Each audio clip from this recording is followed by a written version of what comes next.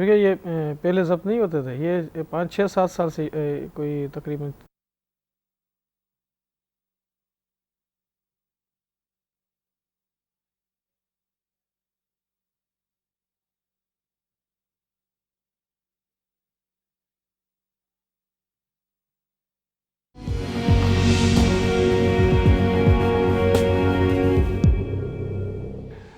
हम बराबरी के साथ में आपको एक बार फिर कहते हैं हम खुश आमदीद। मीडिया अहम किरदार अदा करता है किसी भी खबर को मस्बत या मनफी अंदाज में आगे पहुंचाने के हवाले से।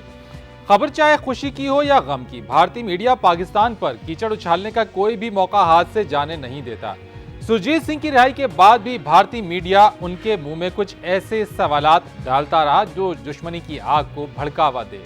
भारतीय मीडिया ने रवां हफ्ते पाकिस्तान के खिलाफ क्या कुछ हर्जा सराय की, आसिम मुनीर ने यह रिपोर्ट तैयार की है, आइए देखते हैं। मैं जासूसी बस से गया। ये वो इकरार है जो भारतीय जासूस सुरजीत सिंह ने भारतीय हुकूमत और मीडिया के झूठे प्रोपेगेंडा पर तमाचा मार के किया। भारतीय मीडिया की मनफी रिपोर्टिंग और हकायक की नफी का हमेशा से ही चोली दामन का साथ रहा है। पाकिस्तानी हुकूमत ने दरिया दिली का मुजाहरा करते हुए भारतीय जासूस सुरजीत सिंह को 30 साल बाद जब रिहा किया तो उस खुशी के मौके की रिपोर्टिंग भी भारतीय टीवी ने कुछ यूं की। अगर धोखे की बात की जाए तो इतने 8 साल जो ये जेल में रहे वो भी तो एक धोखा ही है। इन 8 सालों में सुरजीत ने हर दिन सोचा कि एक नई सुबह होगी, सोचा कि मेरे गुनाह का जो सजा है वो भी खत्म हो गई, अब कब तक और। वाघा बॉर्डर पर भारतीय मीडिया की जहर फशानी जारी रही, लेकिन ये पाकिस्तानियों की हद दर्जे मेहमान नवाजी थी जिसने सुरजीत सिंह को मजबूर किया कि वो हकाइक को बयान करे और इसका बरवला इजहार किया। पाकिस्तानी जेलों ਦੇ ਵਿੱਚ ਇੰਡੀਆ ਵਾਲਿਆਂ ਨੂੰ ਕੋਈ ਤਕਲੀਫ ਨਹੀਂ, ਬਿਲਕੁਲ ਕਿਸੇ ਨੂੰ ਵੀ। ਇਹ ਤਾਂ ਹੁਣ ਨਹੀਂ ਨਾ, ਇਹ ਤਾਂ ਹੁਣ ਆਪਣੇ ਬੈਠੇ ਆ ਨਾ, ਫਿਰ ਵੀ ਕੋਈ ਤਕਲੀਫ ਨਹੀਂ ਕਿਸੇ ਕਿਸਮ ਦੀ, ਖਾਣ ਦੀ ਨਹੀਂ, ਕੋਈ ਪੀਣ ਦੀ, ਕੋਈ ਲੀੜਾ ਕੱਪੜਾ, ਕੋਈ ਸਾਬਣ तेल, हर चीज ਉਹਨਾਂ ਨੂੰ मिलती।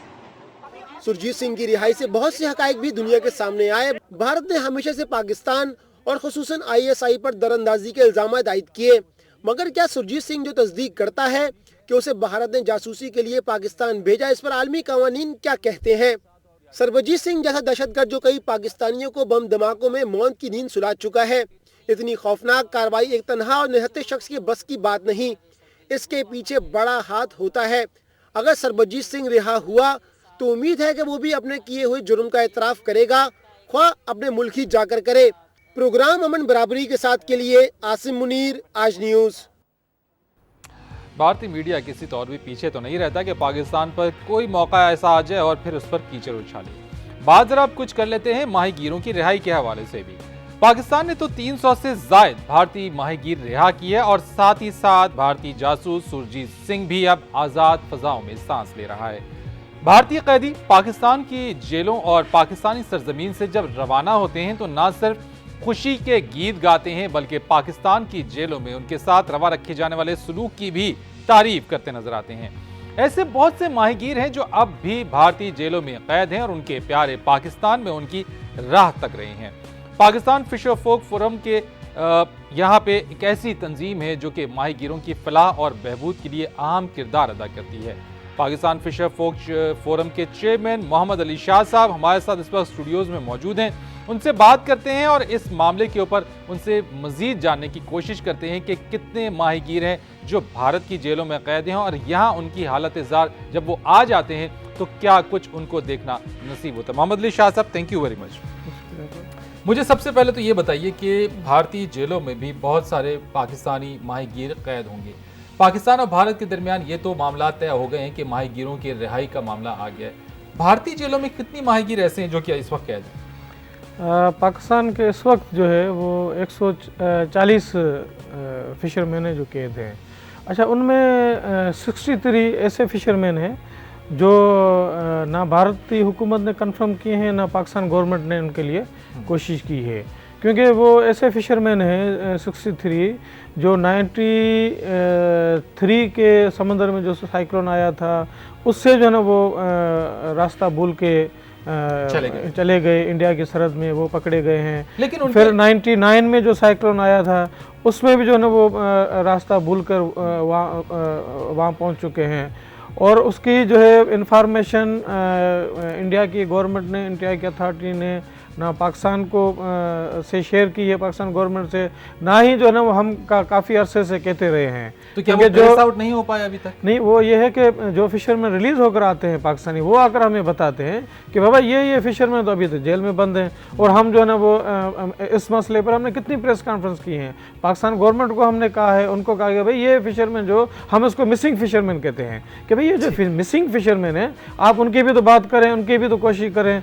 ना जो है वो जो भारतीय हुकूमत जो है ना वो शेयरिंग करती है, ना उनको रिलीज करती है, ना हमारी पाकिस्तान की हुकूमत है वो उनकी आज़ादी के लिए कोशिश अच्छा शाह साहब, मैं आपसे जरा ये पूछना चाहता हूँ, बड़ा सिंपल सा सवाल है कि ये माहीगीर किस तरह से वहाँ चले जाते हैं, कैसे पकड़ लिया जाता है इन माहीगीरों को?